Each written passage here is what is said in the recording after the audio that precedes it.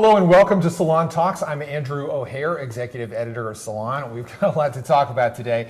With me is Dean Obeidallah, frequent Salon contributor and host of the Sirius XM show, which is called, helpfully, the Dean Obeidallah Show. Welcome, Dean. Thank you, Andrew. It's great to have you here. What we're talking about, however, is a little bit confusing today. Sure. As we know, Robert Mueller's report went to the Department of Justice on Friday.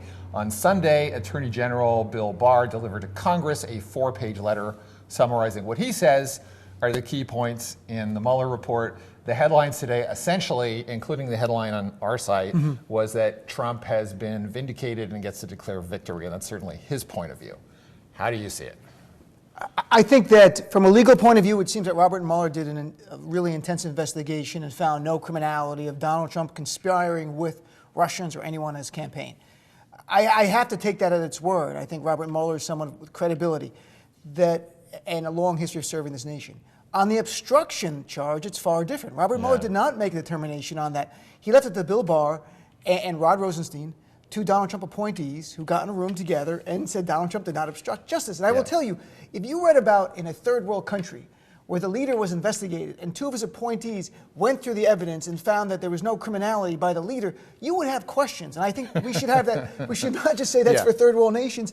You look in the United States of America and have to be held to a higher standard. So ultimately, I think Congress is now going to have to do their job. And thankfully, we all worked so hard to get the House back.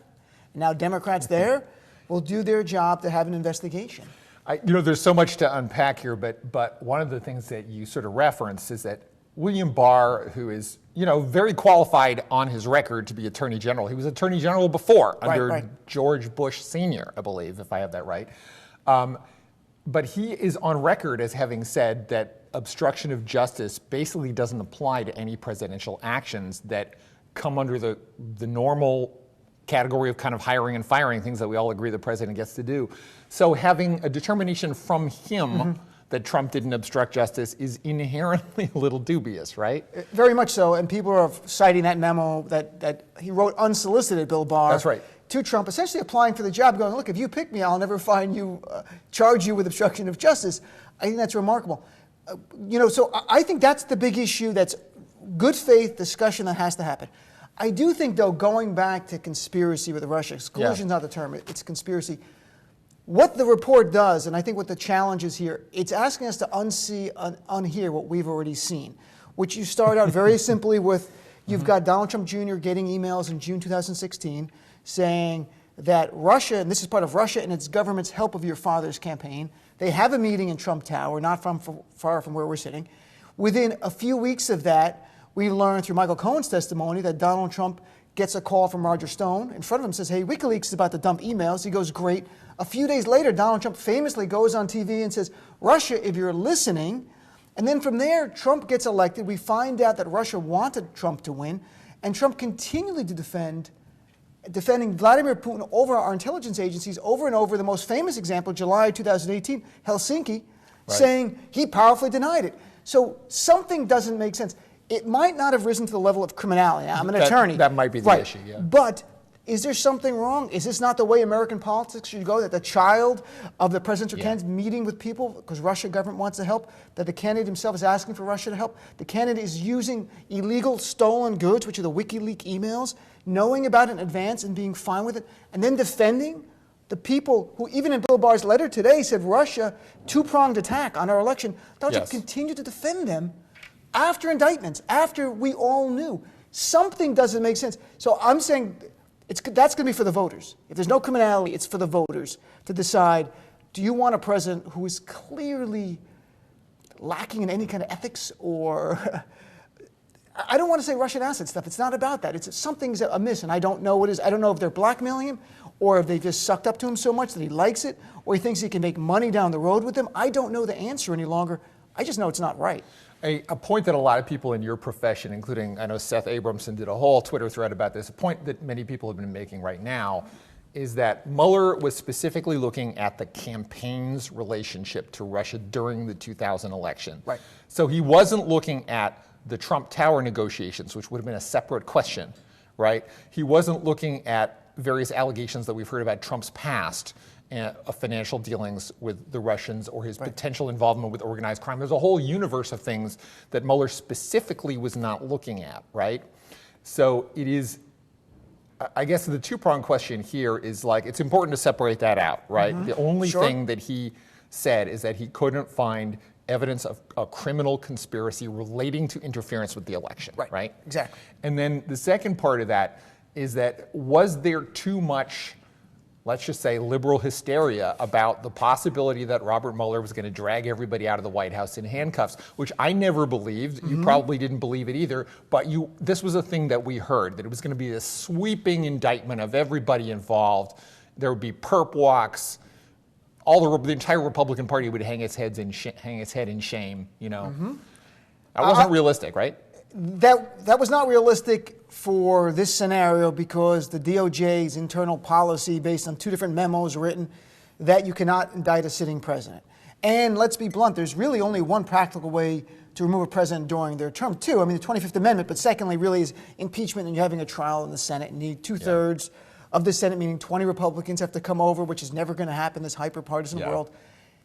There still could be a perp walk in Donald Trump's future, but that will not be through Robert Mueller. It'll be through the Southern District of New York and potentially the New York Attorney General right now, Tish James, and her investigation. That very well could happen. And here's the thing. Americans believe Donald Trump is a criminal, and that's not my view. There was a poll 2 weeks ago, Quinnipiac, great methodology. This is a great poll, folks. I mean, great methodology, great source, the way it does it. 64% of Americans think Donald Trump committed a crime before he was in office. You think back, Richard Nixon famously said during Watergate, America deserves to know if their president's a crook. Well, with Trump, we know he's a crook. 2/3 of America thinks he's a crook. And think about 2/3 of Americans agreeing on anything in this hyper-partisan world to believe the person who is in the White House is actually a criminal. And they do. This is not my view. This is an actual poll that said that. So regardless of the charges against Donald Trump, I think the 2 years, almost 2 years of Mueller has laid the foundation for that, where Americans say, Donald Trump is surrounded by criminals. Who would hang out with people like Michael Cohen, Roger Stone, Paul Manafort, George Papadopoulos, and more the first three, much more so, and Rick Gates hire him. All these criminals around him, it just swirls, and no transparency, no tax returns. I was tweeting today, hey, Mueller's over. Trump, give us your tax returns. You got nothing to worry about. You're exonerated. That's not going to happen. So I think my big guess is that in a few days, we might not see any movement in polls. Maybe a point or two here or there. I could be wrong, but I think it's so baked in. We're 2+ years into Trump. If you think he's a criminal, you know it, you believe it. If you don't think he's a criminal, nothing's changed. I'm really curious about how this plays out on the Republican side. In this bizarre upside-down world that we've been living in the last couple of years, where Democrats are big fans of the FBI and the intelligence community, and Republicans think it's all corrupt. All of a sudden, this investigation that for 2 years they've been saying was a witch hunt, they've been saying was 13 angry Democrats or whatever the president's bizarre 13 angry phrase. Democrats, And all of a sudden, that investigation has largely cleared the president, it would seem, of the principal allegations against him. So now are they going to say, oh, well, Robert Mueller was great all along? I mean, sure. Today, Sam Vanna Guthrie pressed Sarah Sanders, who I call Sarah Suckaby, to try to get an answer on will the president now apologize to Robert Mueller. And she went through all the things he called him. And she goes, I think no, and hemming and hawing. It's remarkable that Donald Trump demonized this man for almost 2 years and now is touting this report as exonerating him, which literally, though, the Bill Barr letter said, Robert Mueller said this does not exonerate Donald Trump. It does not exonerate Trump. And I have to be honest, there are some people like, oh, well, this takes the cloud off Trump. The cloud over the head of Donald Trump, for so many, is not about the criminality. It is that, for example, I'm Muslim, that he demonized my community to win an election, try to ban, that he's demonized and demeaned African Americans and Latino Americans and try to ban transgender Americans. He stood with every male abuser over every female victim, including himself as sexually assaulted women that we've even seen. He bragged about it. I am troubled by that far more than Donald Trump and the Russia thing, as he wants to call it. And we won the midterm election. We won 40 seats. We won by one of the biggest margins of victories ever without Robert Mueller. And we did that because of Donald Trump, in our view, being a threat to what we think America stands for and what our values are of this nation. That doesn't change. This report just motivates me even more to say, if you want to see Donald Trump out, forget Mueller, forget Southern District of New York, forget AG, Go out, vote big, we win big. We've seen it in 2018. It's not even like a empty pep talk. It is true. We came out big, they came out, we crushed them. So I think the election, and I have to be honest with you, Andrew, my goal was never to have Robert Mueller take Trump out. It's us. And I think it's important that we win so big in 2020 on November 3rd to send a message to the next Republican candidate who runs a campaign based on bigotry and racism and sexism. There's no place for this in America. We're never going to allow this to happen again. We're turning a page on that. We'll look back with disgust and maybe shame for some people at the Trump administration. But I think we have to go forward and we have to be the ones to rectify this, and not Mueller and not indictments, us, and we can do it. So is it a reminder that, you know, the responsibility for democracy is always going to be with the citizens, right? You can't, there was, to me, always a slight element of daddy's going to save us. Right. In the liberal enthusiasm for Mueller, and that was always a problem for me. It's certainly, and I think Donald Trump, to me, I think it's, when the highlight of your presidency is that you didn't get indicted for conspiring with the Russians, you've lost. I mean, they can say what they want. Trump has been a failed president in so many ways, unless you're really rich. I mean, he's been great if you're a corporation. No, excellent. I mean, to be honest. But anyone else but the upper 1%. My money in the Caymans is so you're really safe. Right, so it's great for you. The rest of us are not seeing this great economy he talks about. And I don't wish for the economy to get worse, but naturally, the predictions already by the Fed just last week, it's going to slow down this year, and next year maybe only 1.9% GDP growth. People are going to start feeling that. Wages are not going to start to grow anymore. Trump's going to have to answer the American people. And I hear now he's going to weaponize this report. Good. Make your whole 2020 campaign about you being a victim, and let the Democrats be about how they're going to help you and your family. I'd love that contrast. We're talking about health care, climate change, raising minimum wage, saving lives from gun violence. Trump talks about him. He's a victim. I couldn't think of a better contrast for 2020, frankly. There was a lot of, there's some degree of internal dissent and discussion within the Democratic Party and its coalition, but I would say that almost none of the 2018 campaign was run as being about Russia and about getting rid of Trump. No. And I don't think any of the 2020 candidates going from Bernie to Biden, if that's the spread, and everybody in between, I don't think any of those people were planning on running a campaign focused on that issue, right? No, nor should they. And again, the number one issue in the midterms was health care. And then right before the State of the Union, there was a great poll. What do you want Trump to speak about? Number one, across the nation, improving health care. Then things like jobs and a whole bunch of issues depending where you fall politically. Americans want things that help them and their family. If Mueller came down, say the report came out today that Donald Trump conspired with Russia, then the normal course of business would have taken place. You would be having impeachment hearings immediately starting in the House, and a trial in the Senate, and maybe he gets acquitted in the Senate because we can't get 20 Republicans to come over. Yeah. And what is the point of that? But still, I mean, I don't know about you. Do you think the Democrats in the House should have hearings on obstruction and really dig deep and get Bill Barr to testify? That's a really great question, and I don't know. I feel like we don't know enough yet. I think they need to read the full report. Probably the public needs to read as much of the report as possible, because I think, Jerry Nadler, who's the chair of the Judiciary Committee, congressman from right here in New York City, has said all along that he's not sure whether obstruction, that he believes Trump has clearly obstructed justice, and he's not sure that that's an impeachable offense. Oh, it's clearly an impeachable offense. I mean, it's really... Is it worth impeaching him over? That's different, right. As a political question. You know what's so disappointing about the Mueller report? It's not written like the Ken Starr report. The Ken Starr report actually articulated 11 or 12 different grounds for impeachment, saying, I find substantial and credible evidence that Bill Clinton did this impeachment article wrong, literally articulating 1, 2, 3, 4 going down the list. You can click on it, see all the evidence. America got to see it together. I wish we could see that now. And I think at some level we'll get it. And to my fellow progressives out there, we want to see everything, but there is grand jury testimony that certain things probably we should not see. And certainly, don't forget, this was also a counterintelligence investigation entwined That's here. right. The sources and methods, you can't reveal some of that stuff. Mueller indicted, I think, 13 Russian companies and 11 or 12 members of the Russian intelligence. There's ways we found that information. We don't need to have that. Everything about Donald Trump, though, everything political, everything about Trump should be released. And I know that's where the fight's going to lay, that they're going to battle over that. I understand that because a part of this was a counterintelligence investigation, that Mueller's also going to have to brief the intelligence committees, probably behind closed doors. Is that how you how you see it? If anything's top secret or confidential, they will do that. They'll have their briefing. I mean, Nancy Pelosi pushed back against simply a gang of 8 briefing, and so that they can say, well, we told Congress, and Congress was, I can't tell you. That would be ridiculous. I think the Democrats are going to press so hard. It's remarkable today to see the victory lap of the Republicans. He's totally exonerated. This is not over. And again, I think the issues are the key. I think healthcare is such a winner for Democrats. Donald Trump promised during the 2016 campaign he was going to get us all terrific healthcare. Terrific, that's the term he used. And we're all going to have the best healthcare. And he actually said literally things like lower deductibles, lower premiums. Well, go to our fellow Americans. Has your deductibles gotten lower? Has your premiums gotten lower under Donald Trump? No, in fact, premiums have gone up. He's destabilized a lot of the ACA market from his actions, making it harder for people. Less people are insured today. Talk about healthcare, I think, is such a top issue. It moves people, it touches everyone. He's failed us, absolutely failed us, and I think it's time. And I know Democrats are making that a key issue. I don't know what else is going to move people. There are a lot of issues out there.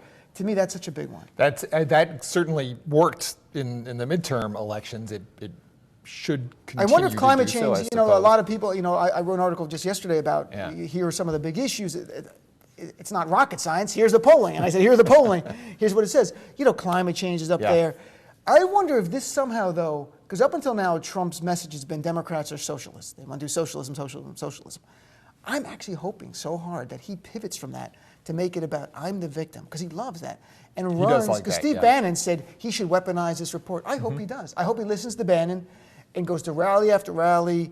It was a witch hunt to get me, and I came out and I won. And his base loves that. The rest of America's going, what are you going to do for my family? How are you going to make our lives better? Why are you not championing raising the minimum wage to $15? He would be absolutely flying in the face of conventional political wisdom to take that course. However, he's done that before, and it has worked for him. So at least that's for his base, right? No, does it get his base going? Sure, it's red meat. I mean, his rally should come with a health warning. Like this comes with so much red meat, you might have a heart attack.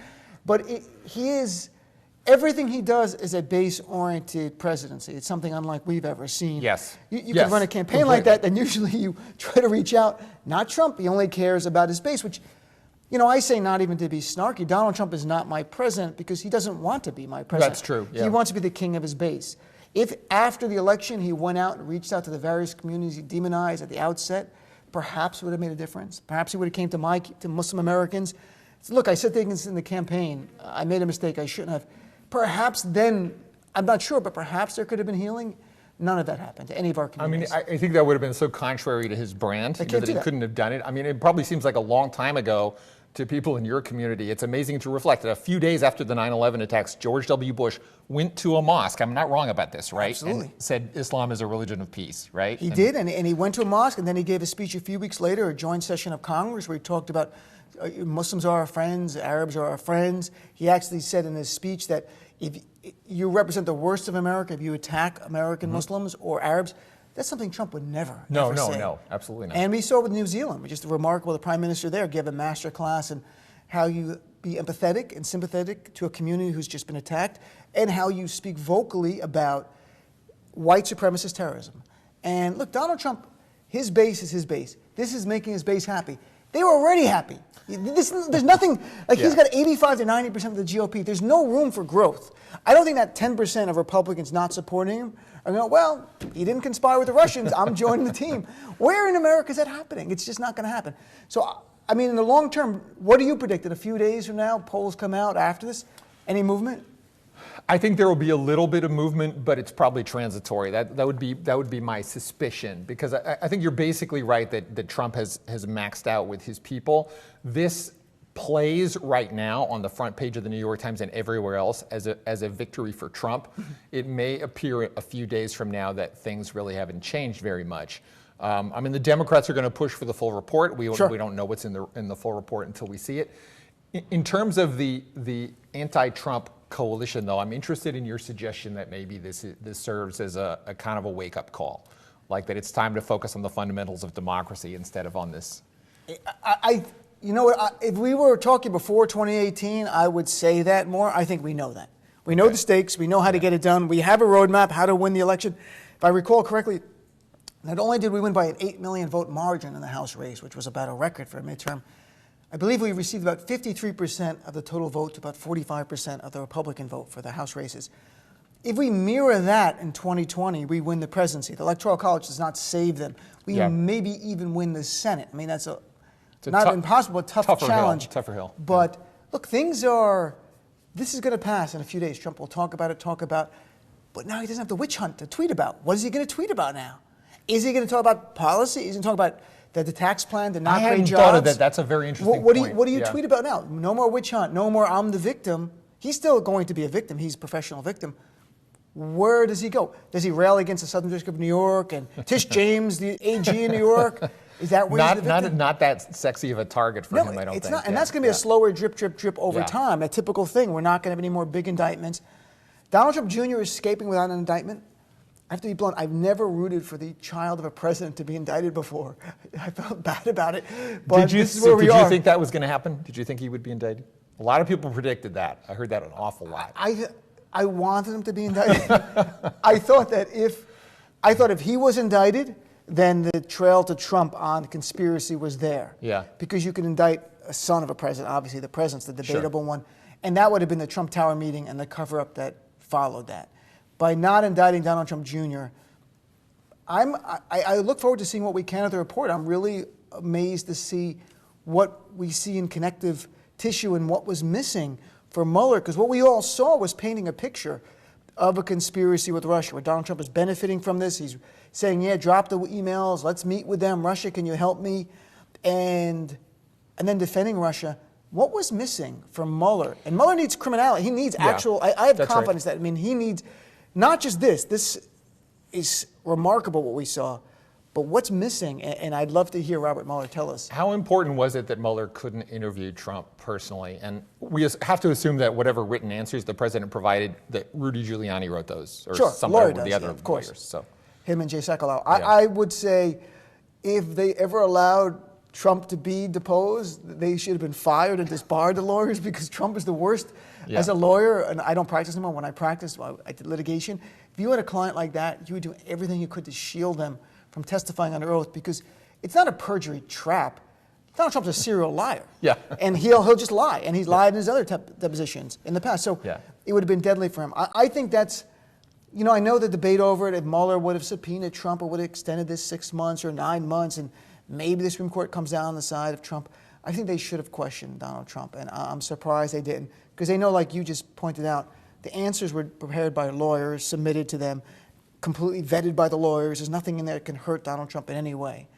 So it's not over yet, but it kind of, I like on some level, our focus will be the issues. We win on the issues. Polls show Americans believe in Democrats handling on issues like health care, on foreign policy, one after the other. And as of today, literally on the 538 average, Donald Trump has the highest disapproval rating of any president, of any modern day president at these many days into his presidency, at 53%. The next worst of a president who lost, Jimmy Carter, only had about a 39% disapproval rating at this point in his administration. Yes, things are different, but still, it says a lot where Trump is locked in at 52, 53% disapproval for a big chunk of time now. I don't think there's enough votes out there for him to win if we come out. Well, and what you said, maybe to finish this, which I hadn't really thought about, a year from now when he's on the verge, we're all on the verge of a general election campaign between him and whomever, one of the 75 people who's running on the other side.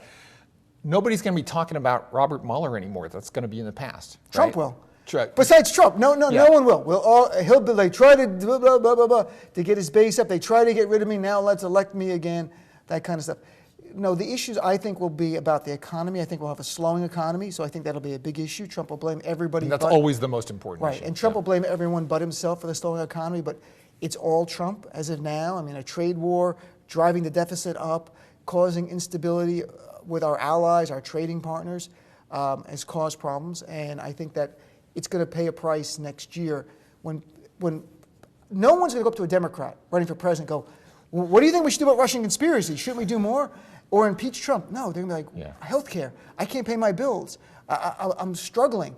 Can't we raise the minimum wage? Can't we do something for our fellow Americans? That's what they're going to want. So it's going to be, look, This is a blip. This is cable news catnip. It's crazy on cable news right now. Indeed. I was on cable news yesterday. Believe me, I'm not better than it. I enjoy going on and talking about it. But now we're going to move forward once we get the report, there'll be some closure, I think. And maybe the House will have hearings on obstruction. And if they find evidence, I think they're charged with having an impeachment hearing, at least having a hearing on it and having a vote in the House.